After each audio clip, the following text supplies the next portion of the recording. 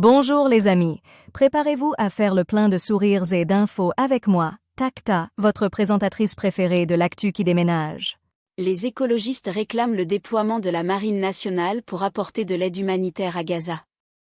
La France doit être le moteur d'une coalition internationale pour lever le blocus humanitaire, ont estimé plusieurs responsables écologistes, dont la patronne du parti Marine Tondelier, dans une tribune. Une reine, magique, au sommet. La presse française épatée par l'immense Pauline Ferrand-Prévot.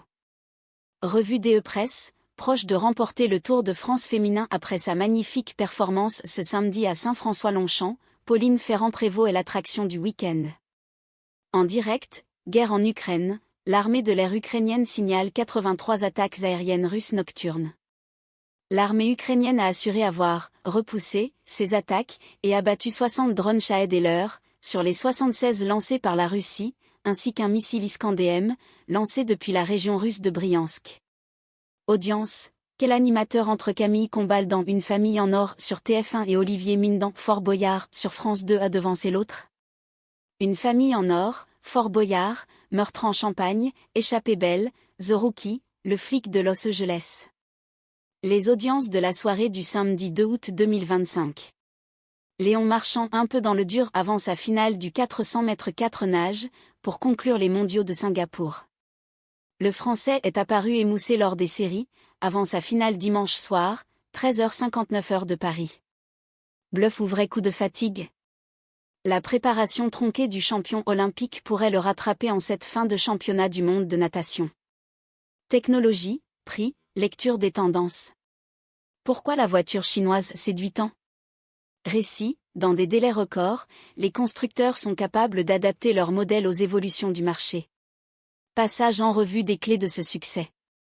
Vidéo steampunk, clip rétro-futuriste généré par l'IA, mais qui se cache derrière l'artiste Alphonse Marcel? Sous la signature « Alphonse Marcel », un artiste partage sur les réseaux ses images et films rétro-futuristes où tout le potentiel créatif de l'IA se réveille et se révèle. Législative à Paris, Michel Barnier demande à Rachida Dati de ne pas se tromper d'élection. L'éphémère ex-premier ministre a assuré à la ministre de la Culture, qui menace d'une candidature dissidente pour la législative partielle à venir, qu'il n'avait aucune vue sur la mairie de Paris, objectif ultime de l'élu local.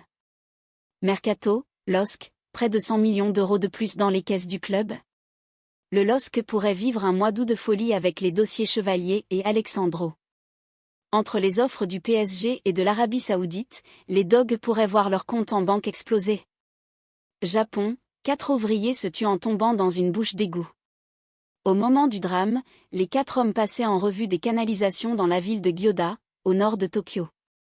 C'est le moment de ranger nos cartables d'actualité pour aujourd'hui, mais je serai de retour demain pour une nouvelle leçon pleine de rire et de découvertes.